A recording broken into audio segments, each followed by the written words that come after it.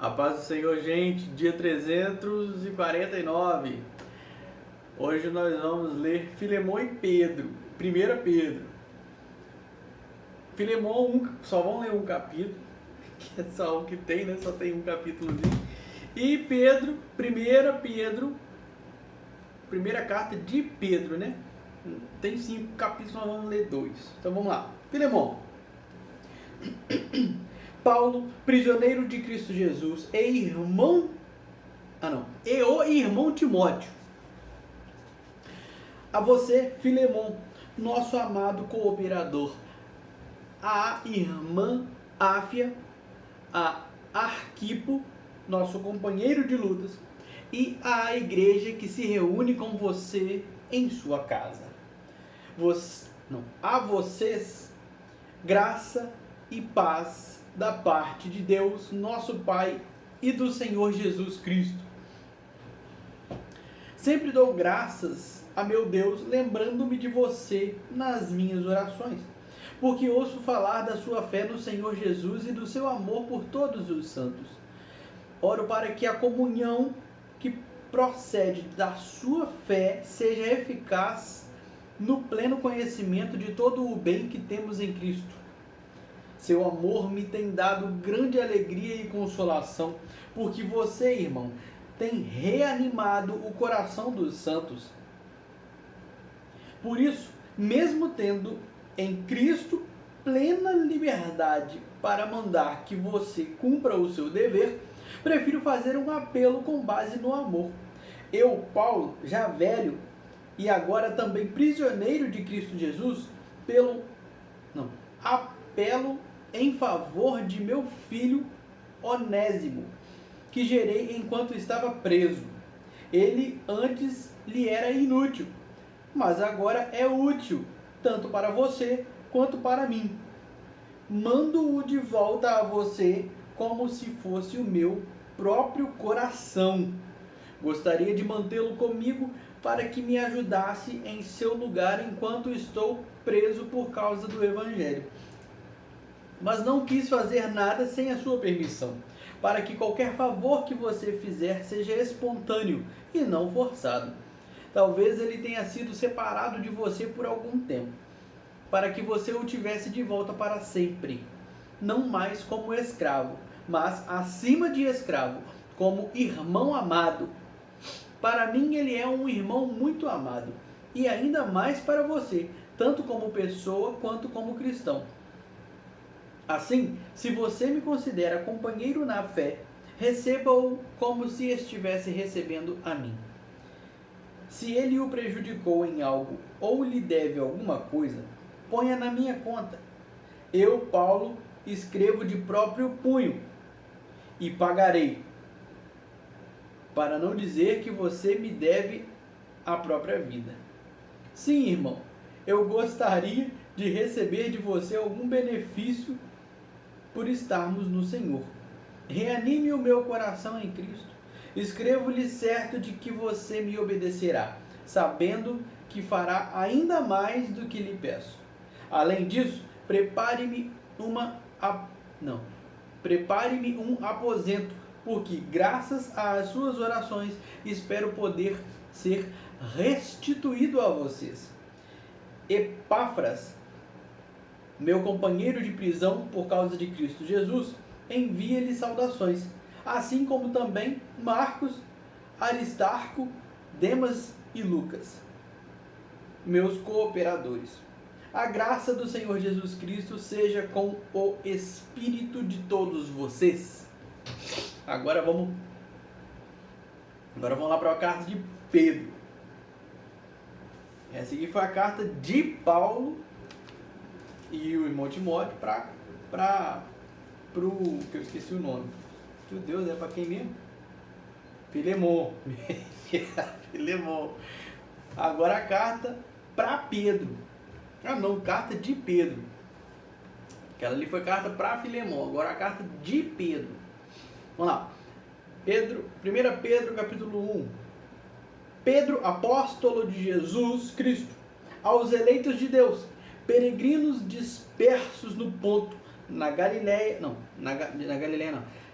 dispersos no Ponto, na Galácia, na Capadócia, na província da Ásia e na Bitínia, escolhidos de acordo com o pré-conhecimento de Deus Pai, pela obra santificadora do Espírito, para a obediência a Jesus Cristo e a aspersão do seu sangue.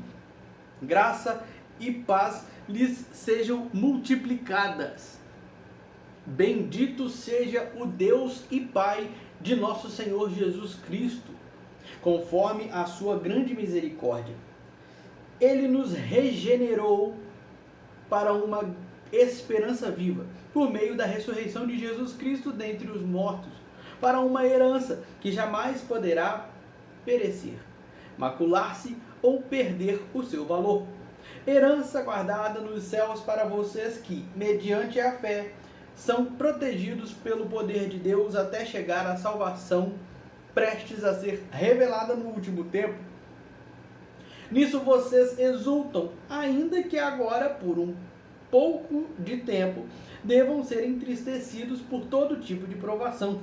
Assim acontece para que fique comprovado que a fé que vocês têm, muito mais valiosa do que o ouro que perece, mesmo que refinado pelo fogo, é genuína e resultará em louvor, glória e honra quando Jesus Cristo for revelado. Mesmo não o tendo visto, vocês o amam, e apesar de não o verem agora, creem nele e exultam com a alegria indivisível e gloriosa, pois vocês estão alcançando o alvo da sua fé, a salvação das suas almas. Foi a respeito dessa salvação que os profetas que falaram da graça destinada a vocês investigaram e examinaram, procurando saber o tempo e as circunstâncias para os quais apontava o Espírito de Cristo que neles estava, quando lhes predisse os sofrimentos de Cristo e as glórias que se seguiriam a aqueles sofrimentos. A eles foi revelado que estavam ministrando, não para si próprios, mas para vocês, quando falaram das coisas que agora lhes foram anunciadas por meio daqueles que lhes pregaram o Evangelho pelo Espírito Santo enviado dos céus, coisas que até os anjos anseiam observar. Portanto, estejam com a mente preparada, prontos para agir.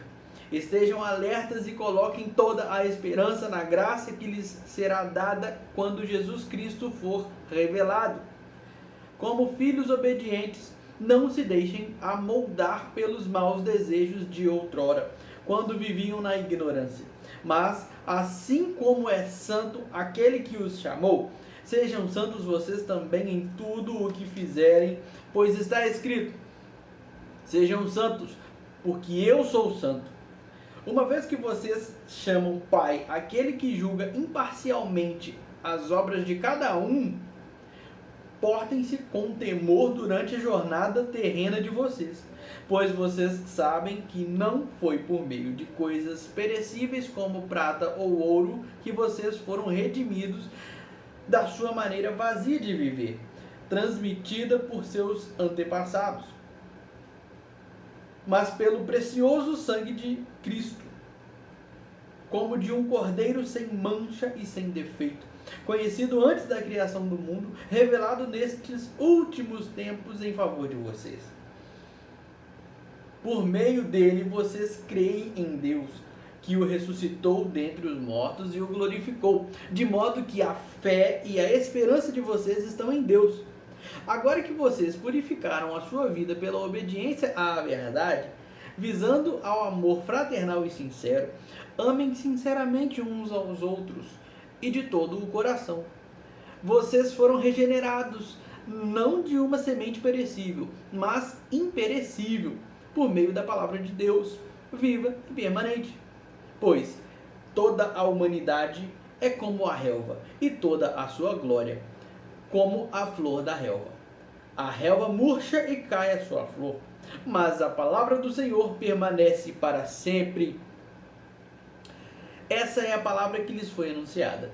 Portanto, livrem-se de toda maldade e de todo engano, hipocrisia, inveja e toda espécie de maledicência. Desculpa, toda espécie de maledicência. Eu li de novo, tá? Capítulo 2, versículo 2. Deixa eu ler de novo. Capítulo 2, versículo 1. Portanto, livrem-se de toda maldade e de todo engano, hipocrisia, inveja e toda espécie de maledicência. Como crianças recém-nascidas, desejem de coração o leite espiritual puro, para que por meio dele cresçam para a salvação, agora que provaram que o Senhor é bom. À medida que se aproximam dele, a pedra viva, rejeitada pelos homens, mas escolhida por Deus e preciosa para ele, vocês também estão sendo utilizados como pedras vivas na edificação de uma casa espiritual para serem sacerdócio santo, oferecendo sacrifícios espirituais aceitáveis a Deus, por meio de Jesus Cristo. Pois assim é dito na Escritura: eis que ponho em Sião uma pedra angular, escolhida deixa eu ler de novo. Eis que ponho em Sião uma pedra angular, escolhida e preciosa, e aquele que nela confia jamais será envergonhado. Portanto, para vocês, os que creem, esta pedra é preciosa, mas para os que não creem, a pedra que os construtores rejeitaram tornou-se a pedra angular, e pedra de tropeço e rocha que faz cair. Os que não creem tropeçam, porque desobedecem à mensagem. É só isso, de novo. Os que não creem tropeçam, porque desobedecem à mensagem, para o que também foram destinados. Vocês, porém, são geração eleita, sacerdócio real, nação santa, povo exclusivo de Deus, para anunciar as grandezas daquele que os chamou das trevas para a sua maravilhosa luz. Antes vocês nem sequer eram povo, mas agora são povo de Deus. Não haviam recebido misericórdia, mas agora a receberam. Amados, insisto em que, como estrangeiros e peregrinos do mundo, vocês se abstenham dos desejos carnais que guerreiam contra a alma. Vivam entre os pagãos de maneira exemplar, para que, mesmo que eles os acusem de praticarem o mal, observem as boas obras que vocês praticam e glorifiquem a Deus no dia da sua intervenção. Por causa do Senhor, sujeitem-se a toda autoridade constituída entre os homens, seja ao rei como autoridade suprema, seja aos governantes como por ele enviados para punir os que praticam o mal e honrar os que praticam o bem. Pois é da vontade de Deus que, praticando o bem, vocês silenciem a ignorância dos insensatos. Vivam como pessoas livres, mas não usem a liberdade como desculpa para fazer o mal. Vivam como servos de Deus. Tratem a todos com 17. Tratem a todos com o devido respeito. Amem os irmãos, temam a Deus e honrem o rei. Escravos, sujeitem-se aos seus... Escravos, sujeitem-se a seus senhores com todo o respeito, não apenas aos bons e amáveis, mas também aos maus. Porque é louvável que, por motivo de sua consciência para com Deus, alguém suporte aflições sofrendo injustamente. Pois que vantagem há em suportar açoites recebidos por terem cometido o mal? Mas se vocês suportam o sofrimento por terem feito o bem, isso é louvável diante de Deus. Para isso vocês foram chamados, pois também Cristo sofreu no lugar de vocês, deixando-lhes exemplo, para que sigam os seus passos. Ele não cometeu pecado algum, e nenhum engano foi encontrado em sua boca. Quando insultado, não revidava. Quando sofria, não fazia ameaças, mas entregava-se àquele que julga com injustiça. 24. Desculpa, eu li errado. É justiça, eu li injustiça. De novo. 23. Quando insultado, não revidava. Quando sofria, não fazia ameaças, mas entregava-se àquele que julga com justiça. Ele mesmo levou em seu corpo os nossos pecados sobre o madeiro, a fim de que morrêssemos para os pecados e vivêssemos para a justiça. Por suas feridas vocês foram curados, pois vocês eram como ovelhas desgarradas, mas agora se converteram ao pastor e bispo de suas almas. Amém? Gente, paz do Senhor, fique com Deus, até amanhã, valeu!